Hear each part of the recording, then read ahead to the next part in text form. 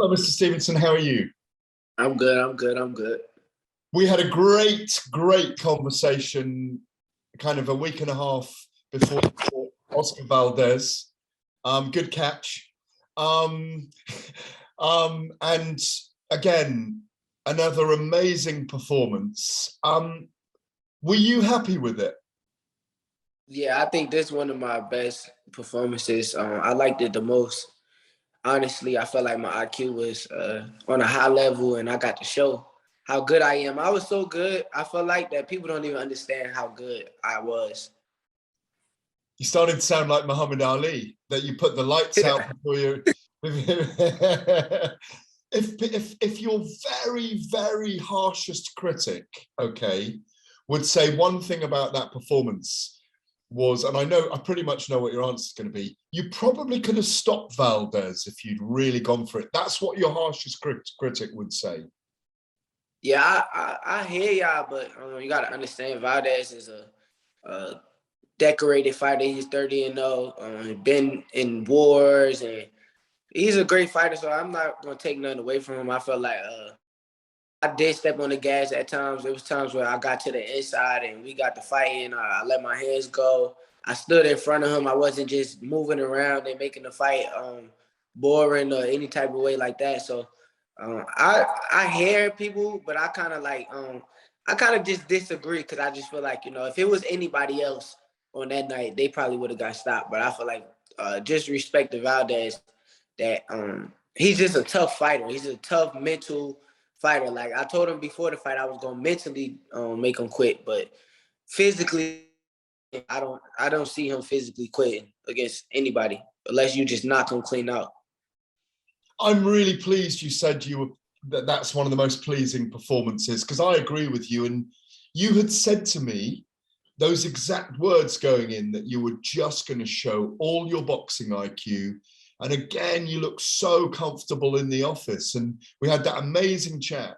Well, I thought you were amazing that day, where you were talking about the self-belief in yourself is not an arrogance or something that's invented. It comes from the comfort of knowing what your skills are and knowing that you can go to those trenches, that you don't have to go yet, Yeah.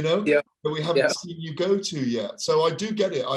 I do get it was a happy full of performance for you. And I haven't forgotten our conversation about how and who you can aspire to be in the sport.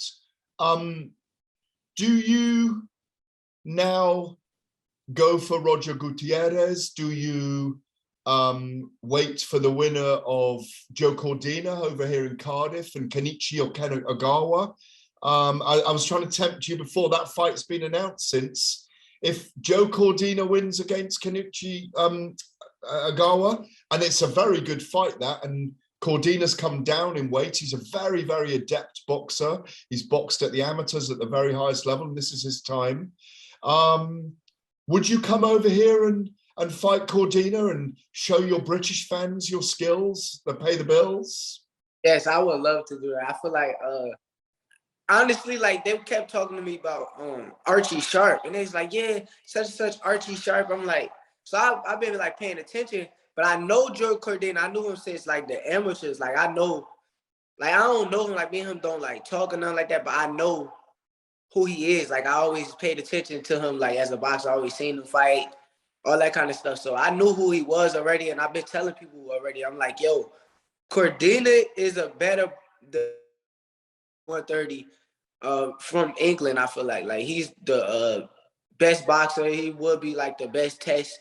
I would be down for that. Like that's a big fight to me, because honestly, I look at skills rather than somebody like Archie Sharp, where I don't feel like he's good. He's not a good fighter to me. He just social media talking and act like he's going to do a bunch of stuff that he really can't do.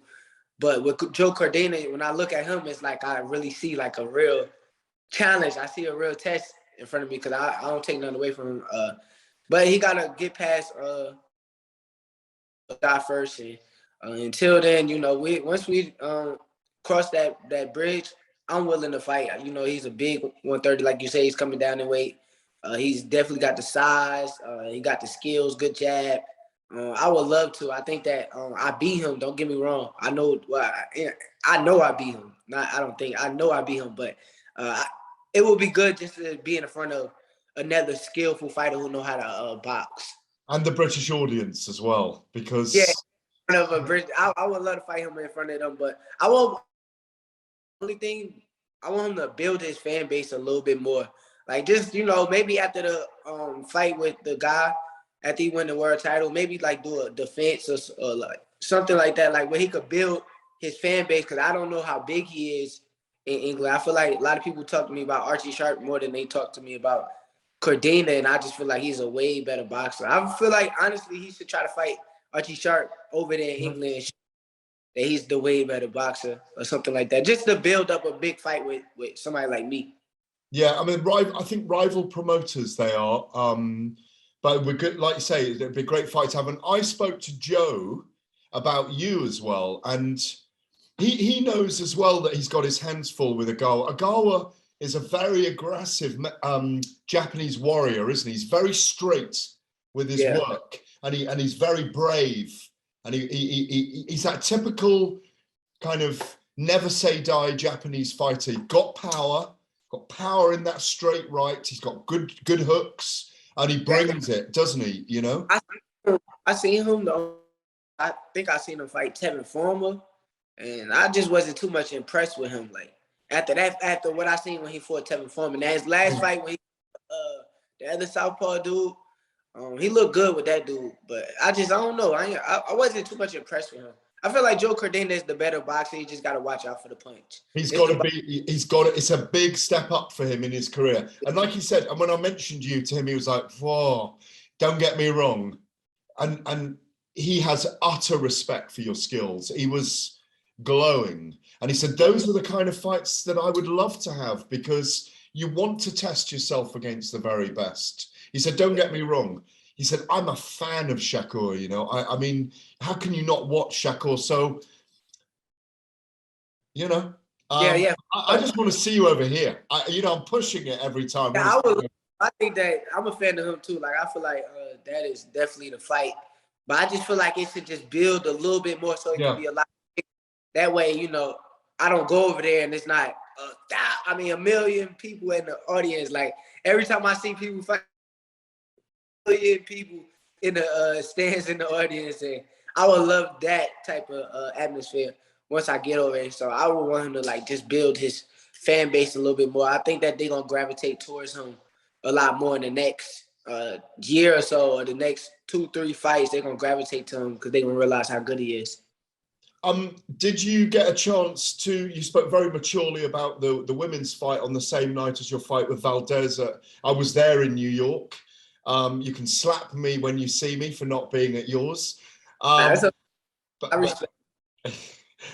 we had one of our, she's Irish, but we've covered her career in great depth. Did you see the fight? Were you impressed with them? I was impressed with them for taking the fight. I was impressed with them for just fighting each other and how big of a fight it was. But I haven't really gotten the chance to watch that fight yet. I've been actually watched my fight a million times over and over and over. So I've been watching my fight every day constantly. So I never really went back and watched their fight. But now that you like bring it back up, I might go watch it today. Yeah, it's Ward and Getty, basically. It's Ward and Getty all over again, you know. And I like the 2-minute rounds for women because I think if it went to 3-minute rounds, I don't think we'd see as much action, you know. I disagree. I think that if it go to 3-minute rounds, with them caliber of women fighters, not all, but with Amanda Serrano and Katie Taylor, I feel like they're gonna be in great shape where they can fight 3-minute rounds. I feel like if you watch the girls in the spar 3-minute rounds with no problem, so I can see them getting in there and fighting a 3-minute round fight and actually going to war the whole time. I had a debate with my radio colleague Adam the other day that we reckon the best technical fight in boxing is probably you and Vasyl Lomachenko, you know.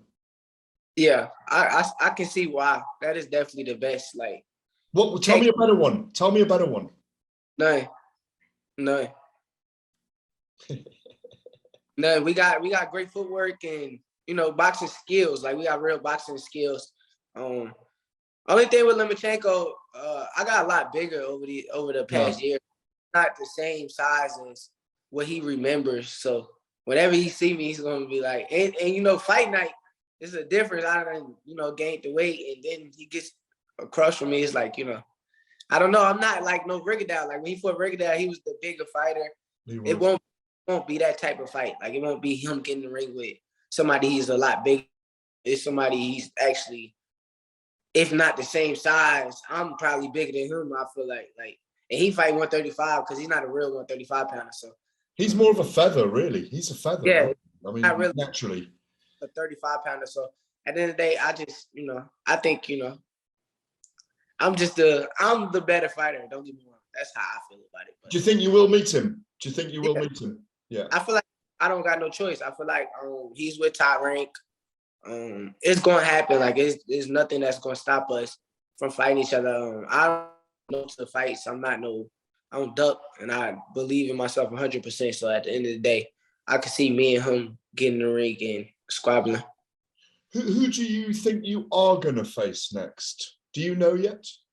Nah, I don't know. I'm hoping it's like you said, Roger Gutierrez. I think that will be the fight that makes the most sense. I feel like we could go back to my hometown, Newark, New Jersey. I'm the king of 130 right now, so I got the leeway where I can do stuff like that. And I feel like I should be fighting Roger Gutierrez in my hometown. Final question on this interview. Did you watch Dimitri Bivol and Saul Canelo Alvarez at the weekend? And talking about getting bigger, I know your ambitions in different weight divisions. Did it make you think about anything in terms of Canelo maybe going too far in weight? Or was it down to skills? Was it strategy? Was it size? Was it strength? I think weight played a part, but I think it had a lot to do with like the skills. If you see him in there with the other 175 pounder, who was that? Callum Smith or something like that? Callum Smith, that was super middle. Oh, that wasn't 175? That was super middle, yeah. Oh, okay, well, I was 168. I was 168. If you see him with Kovalov and all that kind of stuff, wasn't that at 175, right? Kovalov? That was 175, yeah. Yeah, you see him, he looked like a strong fighter. Like he looked strong enough to fight with them big guys at that weight. So I don't think weight played a part. I think Bivol is like super skillful. Like he mastered distance. If you really pay attention, like they got the CompuBox numbers of who get hit the less. They had Bivol number 2, I think. So I think that it played a lot with skills. I feel like he got a good jab, and people slept on him. People didn't know how good he was, and he got in there. Actually, right before the fight, I had called my betting man. I literally seen him in the locker room. I'm like, yo, go place $5,000 on Bivol for me. He's like, it's too late. I'm like, oh man. I was so mad. But literally, I seen him in the locker room. He was walking back and forth. And I said, yo, this dude is focused demeanor. Like, you could tell there was nobody around in the locker room. He's walking back and forth, and he's like, he's there to win. He clear as day have a mindset that I'm here to win. Like, you can clearly see it all over his face. And when he, after the first 2 rounds, I was so mad. I was in there like, yo, he's going to beat Canelo. He's going to beat Canelo. Yeah, you could see after 4 rounds exactly how the fight was going to go. And it was, it was unusual scoring. But if you were in that position, and you're not, and you probably won't be, should Canelo rematch him, but at 168?